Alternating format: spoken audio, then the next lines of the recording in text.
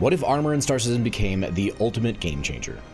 Imagine a battlefield where your ship's design and role dictate survival, where fighters bounce off capital ships' reinforced hulls, and bombers deliver devastating payloads that truly matter. What would it take to create a balanced and tactical ecosystem where every ship type, from nimble fighters to massive capital ships, has a defined purpose? Today we're exploring how armor could redefine combat in Star Citizen, transforming battles into a high-stakes game of strategy and skill. Let's dive in and uncover what this evolution could mean for the verse. Welcome back to our 5th episode of Combat in the Verse. Today we're tackling a topic that has the potential to redefine the way we think about ship combat in Star Citizen. Armor and the rock, paper, scissors balance it could bring to the game. We'll explore how introducing a layered armor system could make ship roles more meaningful, ensure no one ship class is overpowered, and create a deeper, more engaging combat experience for everyone. So strap in, because we're about to dig deep into how CIG can use armor to bring a new level of balance to the verse.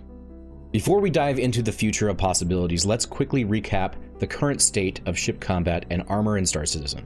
As it stands, armor is a relatively underdeveloped concept. While some ships are described as having heavier or lighter armor, this isn't reflected in any meaningful way in the game's mechanics, at least not yet. The primary defensive measure for most ships is their shields, with armor not existing yet until it later is added down the road in engineering.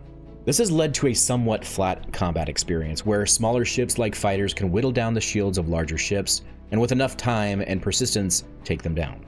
This lack of differentiation means that ship size and roles aren't as important as they should be. Fighters can punch above their weight, bombers struggle to find their place, and capital ships are often just big targets. In many ways, this needs to change, and the key to that change is armor.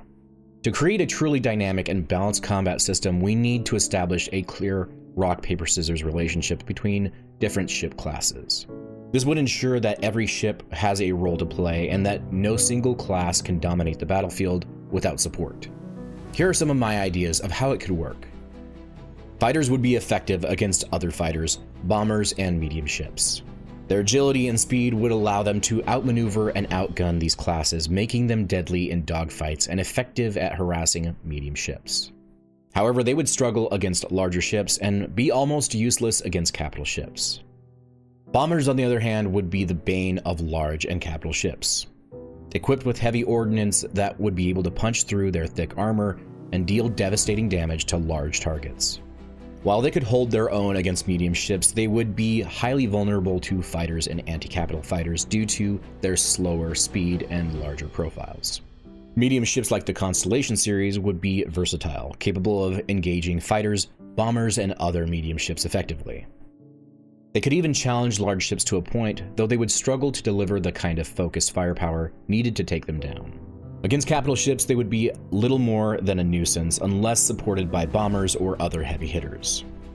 Large ships such as the Hammerhead would be effective against their own class and capital ships, and could also effectively engage fighters with their numerous turrets. However, they would struggle against bombers if caught alone, as their size makes them easy targets for heavy ordnance. Capital ships like the Polaris, Idris, and Javelin would be the ultimate powerhouses, extremely effective against their own classes, but less so against smaller ships. Their main advantage would be their sheer firepower and durability, making them nearly unstoppable in a head-to-head engagement with another capital ship. But their slow speed and large size would leave them vulnerable to bomber swarms and coordinated assaults. Now, if you're enjoying this breakdown of Star Citizen's progress and want to stay up to date on all of the latest insights and updates, make sure to subscribe to the channel. It's a small click that helps out a lot and ensures that you don't miss out on any future videos like this one. The key to achieving this balance lies in the implementation of a robust and layered armor system, which is supposedly coming when engineering is implemented in a later 4.0 patch. Here's some ideas of how it could work. First, we could have layered armor mechanics. Ships would have different layers of armor, each designed to counter specific types of damage. For example, outer layers could be resistant to kinetic weapons like ballistic cannons, while inner layers could be more resistant to energy weapons. This would make it essential for players to choose the right weapon loadouts for the ships they're facing. Fighters and light ships would have minimal armor, relying on speed and agility for defense. Bombers would have reinforced armor plating to protect them from flak and turret fire while they line up their shots. Medium ships would have a balanced armor profile, offering protection against a variety of threats without being overly specialized. Large and capital ships would have thick, multi-layered armor designed to shrug off most attacks, with weak points that bombers would need to exploit. Second, we have armor penetration mechanics, which CIG has hinted at. Certain weapons would have armor penetration values, allowing them to bypass a portion of the target's armor and deal direct damage to internal systems. This would be especially important for bombers and ships equipped with large caliber weapons. A bomber's torpedo, for example, could have a high penetration value, making it devastating against capital ships, but less effective against nimble fighters. Then we have subsystem targeting, which already exists in the game. Armor would cover specific subsystems, meaning players would need to strategically target weak points to disable key systems like engines, weapons, or shields. This would add another layer of tactical depth, as players would need to decide whether to go for a quick kill or systematically disable their target. Finally, we have degradation and repair. Armor should degrade with sustained damage, making prolonged engagements riskier for larger ships.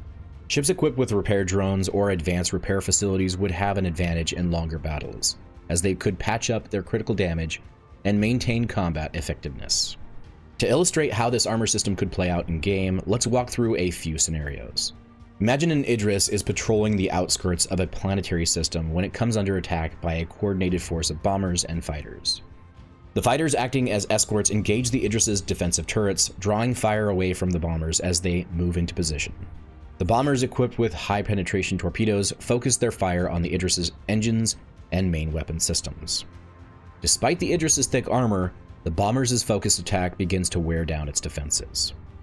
The capital ship is forced to call for reinforcements, relying on its heavy armor to buy time until help arrives.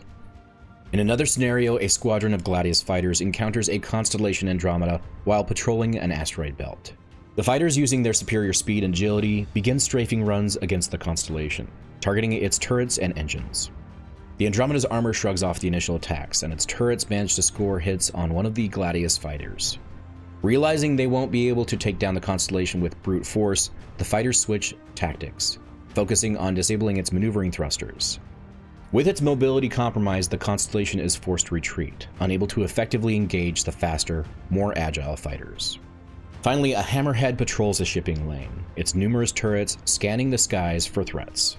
Suddenly, a few Eclipse bombers appears on its radar, closing in fast. The hammerhead's turrets open fire, scoring hits on a few of the bombers, but the sheer number of incoming torpedoes overwhelms its defenses. The bomber's torpedoes, designed to penetrate heavy armor, slam into the hammerhead's hull, breaching its main power plant. With its systems crippled, the hammerhead is left defenseless as the bombers line up for another attack run. Of course, with the introduction of armor mechanics, we also need to consider how to balance it against the various weapons and damage types available in Star Citizen. Now, CIG has talked about this numerous times in the past, but energy weapons such as laser cannons and repeaters would be more effective at stripping shields but less effective against armor, while kinetic weapons like ballistic cannons and missiles would deal significant damage to armor but be less effective against shields. This would encourage players to mix and match their loadouts based on their targets, adding a strategic element to combat. After all, they have talked about weapons having certain categories, like anti-fighter weapons, anti-material weapons, and even unspecialized weapons that can do multiple different things. Now, explosive damage, such as that dealt by missiles and torpedoes, would be particularly effective against armor, with the potential to cause secondary explosions and subsystem damage. However, these weapons would be limited in number and require precise targeting to be truly effective. Shields would play an important role in protecting against energy weapons and absorbing initial damage. Once shields are down, armor would become the primary defense, making it essential for players to manage their shields effectively and time their attacks to exploit weaknesses. As the game evolves, we could even see more complexity added to the armor system. Imagine being able to customize your ship's armor layout based on your playstyle and the role you want to fill in your fleet.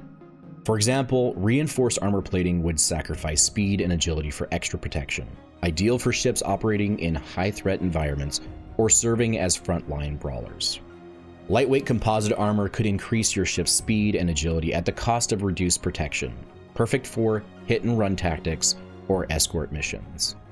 Stealth coating would reduce your ship's radar signature and make it harder to lock onto with missiles, but with a lower overall durability.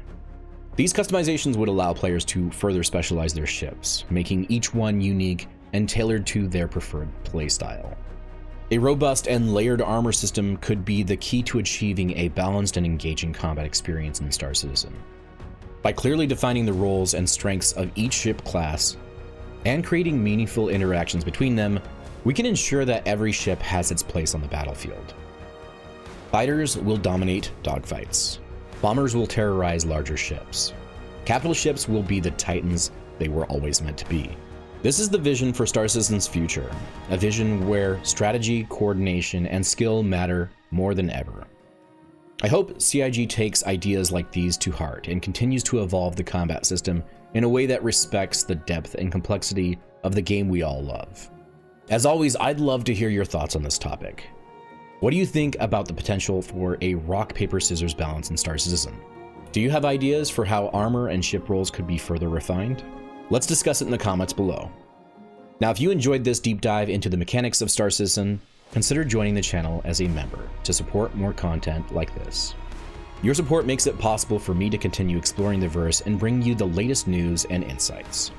You'll get exclusive access to members-only channels in my Discord, early access to my videos, and even shoutouts in all of my videos. If you're interested, you can support the channel directly here on YouTube or on Patreon. And if you're excited for the next episode in the series, tune in next week where we'll discuss the importance of logistics and being able to refuel, rearm, and repair, all while a battle rages on the front lines.